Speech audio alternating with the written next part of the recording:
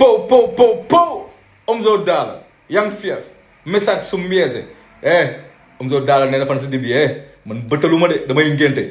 ku fi beutal ngeen wax ngaaka mooy beutal man damay ngénte de nee na le 29 décembre dama koy ngénte tu vois le 28 sax laay jël xoolal le 28 laay ñëw anytime dawal affaire bi cinéma gars yi saan ko le 29 ma teg album bi saay poésie nee na album mu dib bu mu génne dawal sama yaram de xam nga ñun lay tiital mais du man ñamoon na ñamaat na day cokkaas ma dóor mu daw bii di baa naa ñëwoon na ko sa album bi niveau bi kawewul mais ku koy kan Omzo Dollar nee na mën a nekk sax sama dernier album ça dépend rek parce que li ma ci def saay poésie li ma ci bind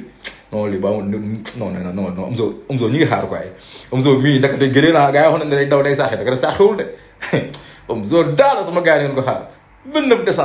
décembre day sedd mais boobu gaal seen day tàng jër ay ma brother pas push on the way jaaxasala I miss you boys sama gars yi jaaxasala